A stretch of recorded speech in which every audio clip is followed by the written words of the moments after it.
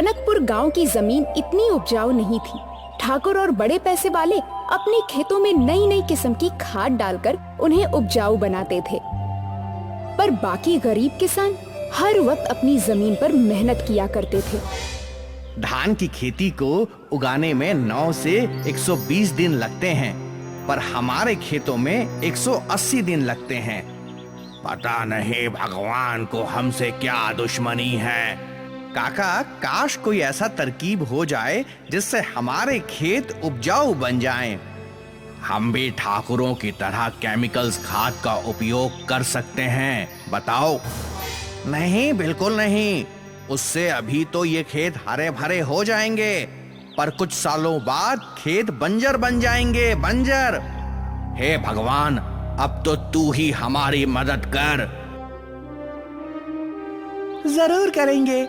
जब मैं बड़ा हो जाऊंगा तब मैं कृषि वैज्ञानिक बनूंगा और हमारे खेतों को उपजाऊ जरूर बनाऊंगा। हाँ केशव, मुझे तुझ पर यकीन है। तू बड़ा होकर हम सबकी जिंदगी जरूर बदलेगा। इस बात को आज 10 साल हो गए हैं। केशव एक कृषि वैज्ञानिक है। केशव अपनी लैब में अपने गांव की मिट्टी की जांच कर रहा है। और कितनी बार तुम इस मिट्टी की जांच करोगे? जब तक मुझे कोई रास्ता नहीं मिल जाता। इस मिट्टी में सारे जरूरी धातुओं की कमी है। हम किसी भी नेचुरल चीज से ये कमी पूरी नहीं कर सकते। अब एक ही रास्ता है कि हम केमिकल फर्टिलाइजर्स यूज करें। नहीं दोस्त, जरूर कोई ना कोई रास्ता होगा ही। ठीक है, तुम ढूंढते रहो अपना रास्ता। मैं चला, कल दिवाली है, मुझे गांव जाना है। हैप्पी दिवाली। हैप्पी दिवाली दोस्त। धीरज वहां से चला गया और केशव अब भी उस मिट्टी की जांच कर रहा था। कल दिवाली है, माँ बाबा मेरा इंतजार कर रहे होंगे, लेकिन मैं किस मुंह से उनके पास जाऊं? काश मेरे पास हमारी गांव की समस्या का समाधान होता। कुछ देर बाद केशव अपने ही विचारों में गुम था और फिर उसने सोचा कि वो गांव लौटेगा। अगली सुबह वो गांव लौटा और उसने देखा खेत में किसान उदास बैठे थे। क्या हुआ काका? अब क्या बताऊं बेटा, फसल बोए हुए 180 दिन हो गए हैं। सोचा था दिवाली के पहले कटाई हो जाएगी और इस बार दिवाली अच्छे से मनाएंगे, पर शायद भगवान को ये सब मंजूर ही नहीं है। 180 दिन बीत गए, अब तक फसल नहीं उगी। ना जाने कब उगेगी, समझ में नहीं आ रहा है बेटा। केशव खुद को लाचार महसूस कर रहा था। वो समझ ही नहीं पा रहा था कि वो किसानों की मदद कैसे कर सकता है। उदास केशव अपने घर आया। वहाँ माँ ने उसका आरती से स्वागत किया। हमेशा खुश रहे और भगवान करे तेरी सारी इच्छाएं पूरी हो जाएं। एक ही तो इच्छा थी मेरी कि इस गांव के खेत को उपजाऊ बनाऊं और किसानों की तकलीफ कम कर पाऊं। भगवान तो मेरी सुनते ही नहीं। सुनेंगे, एक दिन जरूर सुनेंगे। मुझे पता है एक दिन तू जरूर हमारी समस्या का समाधान ढूंढेगा। उम्मीद है। ये सब छोड़, मैंने तेरी पसंद के पकवान बनाए हैं। अब जल्दी से हाथ मुंह धो और खाने बैठ। केशव के माँ बाबा बहुत खुश थे, पर केशव उदास था। उसे कृषि वैज्ञानिक बने हुए 2 साल बीत चुके थे, पर अब तक उसके पास कोई हल नहीं था। उस दिन केशव खेतों में टहल रहा था, तभी उसको किसी की आवाज आई। अरे केशव, अरे केशव। केशव उस आदमी के पास गया और उसके पैर छुए। प्रणाम काका। प्रणाम बेटा, क्या बात है, बहुत उदास लग रहे हो। आप तो जानते हो कि मैं इस गांव को उपजाऊ बनाने के लिए कितनी कोशिश कर रहा हूँ, पर कोई भी कोशिश काम नहीं आ पा रही। हाँ जानता हूँ बेटा, और तेरी तकलीफ भी समझ रहा हूँ, पर मेरे पास तेरे लिए कुछ है बेटा। क्या है काका? ये मेरे दोस्त का नंबर है, तो इन्हें कॉल करके इनसे मिल। ये भी तेरी तरह एक कृषि वैज्ञानिक है और सालों से हमारे गांव की मिट्टी पर संशोधन कर रहे हैं। ठीक है काका। केशव ने दूसरे कृषि वैज्ञानिक को कॉल लगाया और अगले ही दिन उससे मिलने चला गया। सर, मैंने कल आपको कॉल किया था।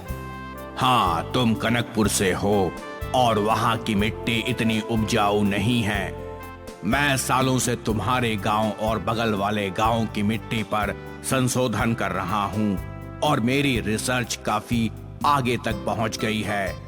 ये देखो, ये तुम्हारे गांव की मिट्टी है और ये तुम्हारे बगल वाले गांव की मिट्टी है। ठीक है।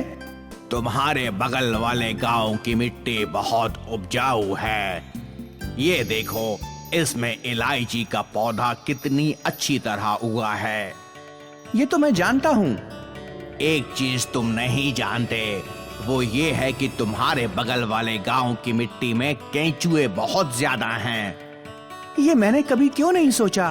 केंचुए ही तो मिट्टी को उपजाऊ बनाते हैं और उनसे मिट्टी को हानि भी नहीं पहुंचती। बिल्कुल सही। और एक चीज तुम कर सकते हो। क्या सर? थोड़ी मिट्टी अपने गांव की अपने गांव के खेतों में छिड़क दो। केंचुए मिट्टी के साथ ही आएंगे और अपनी नई जमीन भी उपजाऊ बनाएंगे। ठीक है सर, आपने तो मेरी प्रॉब्लम ही सॉल्व कर दी। ये तो बस एक एक्सपेरिमेंट है। सच में ये काम करेगा या नहीं, ये तो करने के बाद ही पता चलेगा। जरूर काम करेगा सर, आई एम श्योर। आज कई दिनों बाद केशव उम्मीद के साथ अपने गांव लौटा और उसने सारे गांव वालों को अपना आइडिया बताया। बेटा, पर क्या इससे हमारी जमीन उपजाऊ बन जाएगी? हाँ बिल्कुल, और कोशिश करे बगैर हम कैसे बैठ सकते हैं? ये भी करके देखते हैं। गांव वालों ने केशव की सलाह मानकर बगल वाले गांव वाली मिट्टी अपने खेतों में डाली और साथ ही केचुए भी। 2 महीने बीत गए और अब गांव वालों ने अपने फसल बोए।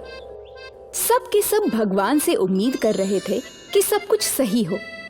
बोए हुए 45 दिन ही हुए थे कि धान को अंकुर फूटे। आखिर केशव ने अपना वादा पूरा किया। उसने कनकपुर गांव के खेतों को उपजाऊ बना दिया। केशव सुधीर से मिलने गया। सर, आज आपकी वजह से मेरे गांव वाले खुश हैं। मेरी नहीं, तुम्हारी वजह से। तुमने इतनी मेहनत की, मैंने तो बस तुम्हें आइडिया दिया था, तो ज्यादा क्रेडिट तुम्हें जाता है केशव। केशव गांव लौटा तो सारे गांव वाले उसकी तारीफ कर रहे थे। हे भगवान, तूने हमारी सुन ली। केशव बेटा, तुमने तो कमाल कर दिया। 45 दिन के अंदर धान दिखने लगे। ये मेरे अकेले की मेहनत नहीं, बल्कि सुधीर सर की सालों की मेहनत का कमाल है। जो भी है बेटा, हमारे लिए तो तूने ही ये सब कुछ किया है बेटा। वाह बेटा वाह। सारे गांव ने केशव की तारीफ की। केशव के पिता कुंदन की छाती गर्व से चौड़ी हो गई थी।